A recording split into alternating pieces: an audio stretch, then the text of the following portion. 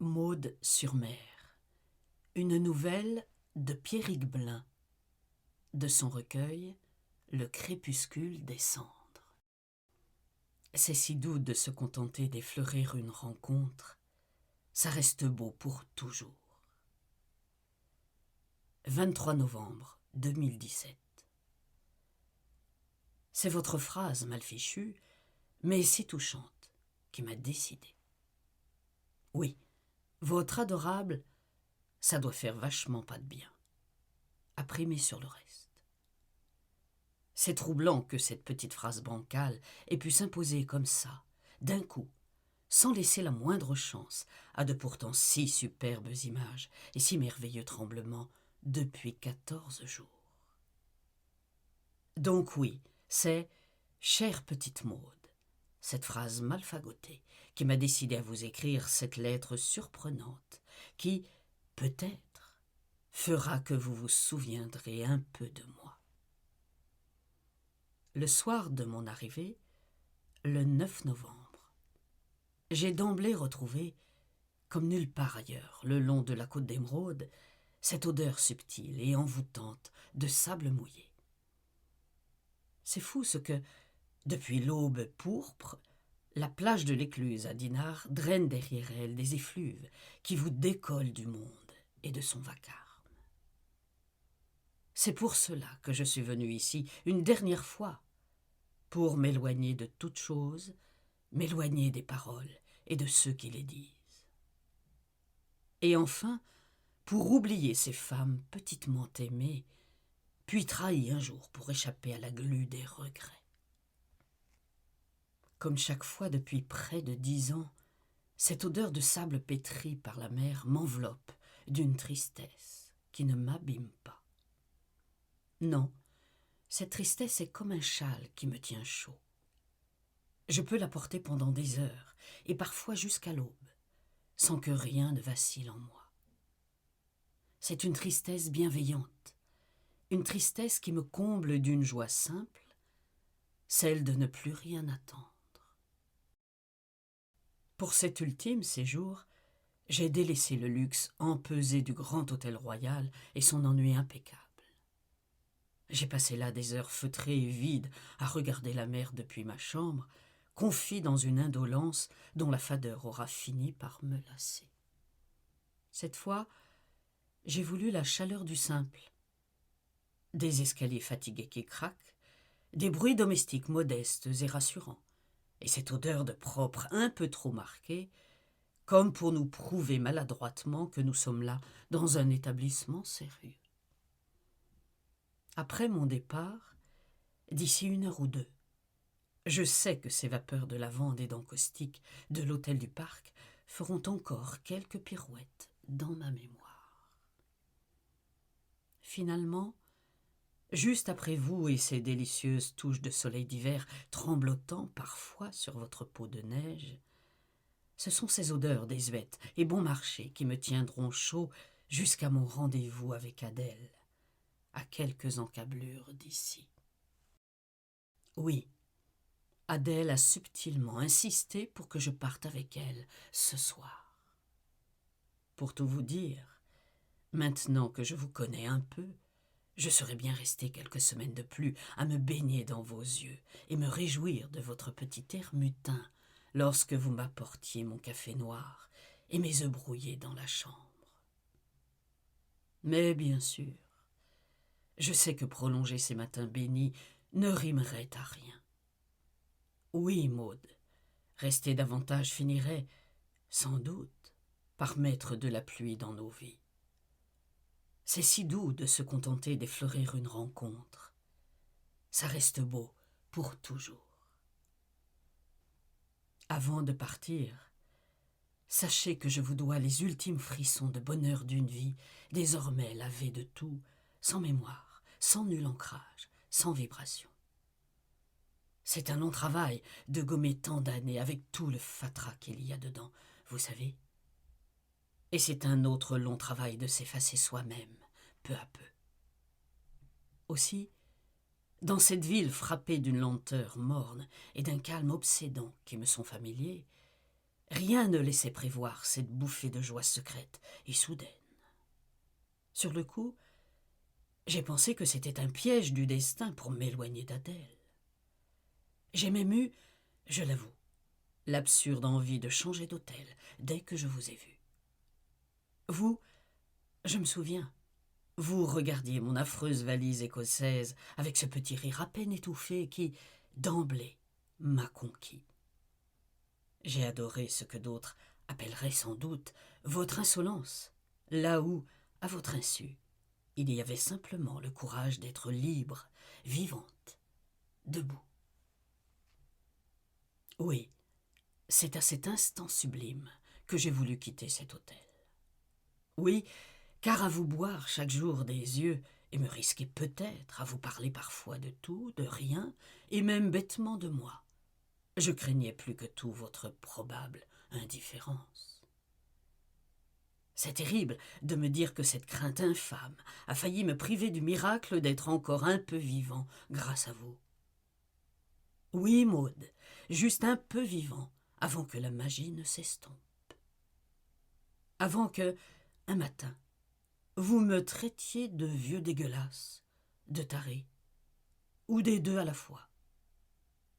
Vous voyez, mon ange, en partant rejoindre Adèle, je nous évite, à tous deux le pire, gâcher la douceur et la beauté de l'éphémère. Je vous fais aussi cet aveu. L'envie de vous toucher ne m'a jamais effleurée, pas même les 3 fois où, je n'en reviens toujours pas, je vous ai timidement demandé de vous allonger près de moi, dans la chambre. À chaque fois, ma demande n'a semblé ni vous surprendre, ni vous effrayer. Curieusement, c'était comme si vous vous attendiez à vivre cet instant-là, comme si, quel vieux prétentieux je fais, vous espériez secrètement offrir à mes yeux fatigués votre corps inerte, ce corps que vous avez chaque fois dévêtu lentement avant de l'étendre sur le dos, tout près de moi. Par ce cadeau, j'ai envie de croire que vous avez voulu me remettre au monde, m'arracher au rien des jours. Et c'est très doux.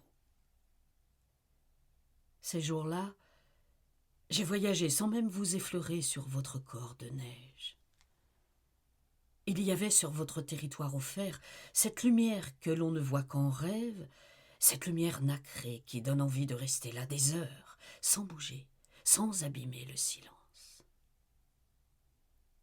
Je me souviens que la première fois, juste avant de quitter la chambre avec le plateau du petit déjeuner, vous avez eu ce sourire comme un soleil et ces mots admirables. Vous avez l'air beaucoup moins triste maintenant. Et vous avez rajouté « C'est sûr que ça doit faire vachement pas de bien d'être tout seul dans un hôtel aussi moche. » Dieu que je vous ai aimé à cet instant-là, ma petite bricoleuse de phrases mal foutues.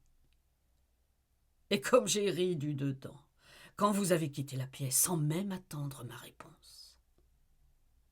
Oui, c'était drôle et délicieux cette façon de malmener les convenances et de traverser la vie avec des fleurs dans la tête. Voilà, je vous ai presque tout dit. Oui, presque. Avant de rejoindre mon Adèle, j'aurais donc eu cette chance inouïe de goûter d'exquises petites portions de vie. Merci pour ces précieuses miettes de lumière. Quel luxe d'avoir eu, à bientôt 73 ans, ce bonheur inespéré de penser encore à quelqu'un et d'entendre, bouleversé, mon cœur cogner. Et bien sûr, tout à l'heure, en pleine nuit et mordu par un froid brutal, j'aurai aussi ce même bonheur d'entrer dans la mer avec seulement ce souvenir sublime de votre baiser fugace dans mon cou. C'était il y a 1 heure à peine, juste avant que ne me vienne d'un coup l'idée de cette lettre. Oui, juste avant de vous confier mes ultimes mots et de renoncer, sans regret ni tristesse, à la vie qui ment. Oui, cette vie qui ment, sauf à côté de vous. Petite Maud aimée, plus que tout, et tout de suite un soir de novembre, à Dinard, dans un hôtel moche où, Ça doit faire vachement pas de bien d'être tout seul. Ce vachement pas de bien m'aura donc conquis au point de vous écrire cette lettre. Recevez-la comme une aube radieuse, une aube constellée de promesses, et surtout, oh oui, surtout, allez toujours où votre cœur vous porte. N'écoutez que lui, car lui seul a raison. Lui seul saura vous protéger des bavards, des souilleurs de rêves, des empêcheurs de vivre. Adèle n'est pas loin de la plage. Je le sens à cet infime voile glacé sur mes os. C'est comme si elle venait de m'injecter son haleine pour me signaler son imminente arrivée. Voilà plus de 15 ans que je vis avec Adèle. Plus de 15 ans que je lui parle tôt le matin, avant toutes les idioties qui salissent une journée. Pour tout vous avouer, je ne fais qu'imiter un vieil écrivain américain qui, pour tisser un indispensable lien avec sa mort, l'appela Molly le jour de ses 67 ans. Depuis ce jour-là, cet homme empêtré dans une solitude sans fond et d'obscurs tourments connut le miracle d'une vie lavée de la peur et du vide. Molly devint son socle, sa confidente exclusive, son étoile solaire. Il lui parlait de tout et de rien, souvent à voix haute, parfois même en riant. Cet écrivain disait qu'il formait un couple pétri d'amour. Un soir, dans une interview à la télévision, il confia qu'il lui arrivait d'étreindre Molly et de danser avec elle sur un morceau de Cole Porter ou de Benny Goodman. Serré contre lui, ce corps invisible le bouleversait. Il ajouta que, quelquefois, il sentait même trembler des larmes derrière ses yeux. Voilà, Maud, c'est presque l'heure d'aller danser avec Adèle. Ce sera la première et ultime fois que je danserai avec elle dans la mer. Plus j'avancerai en valsant lentement dans cette immensité froide et coupante, plus, je le sais, je penserai à vous. Vous resterez collé à ma mémoire jusqu'au bout, jusqu'à ce que, sous l'eau glaciale et claquante comme un fouet, je sente une brève explosion me trouer les tempes. Surtout, cher ange, ne soyez pas triste. Non, pas vous. Une fois encore, sachez que j'ai vécu à vos côtés 14 jours de fête, et sans nul doute, les plus précieux de ma vie. Grâce à vous, je pars la tête nourrie de lumière. Vous voyez, la tristesse n'a aucune place dans notre histoire. Non, la tristesse fait son nid dans les histoires qui durent, s'éternisent, n'en finissent plus de n'être rien, ou presque. Et puis, je vous l'avoue, m'envoler avec Adèle était prévu depuis longtemps déjà. Je suis venu à Dinard pour cela, rien que cela. Et, croyez-moi, ce n'était pas la décision d'un homme abattu, mais celle de quelqu'un tranquillement habité par l'éloignement des choses. L'éloignement du bruit terrible des mots et de ceux qui, de plus en plus souvent, les lancent au visage comme des grenades. Je sais que je me répète, mais après cette lecture, promettez-moi de ne pas laisser la tristesse vous encombrer. Ni aujourd'hui, ni jamais. Gardez intact en vous ce soleil qui, par petites touches merveilleuses, m'a fait connaître la grâce d'aimer. Aimer pour la première fois. Vraiment. Aimer avec cette joie indicible qui nous met enfin au monde. Recevez, ma lumineuse, mes lèvres tremblantes sur vos grands yeux mutins, ces diamants. Robert Lemezec.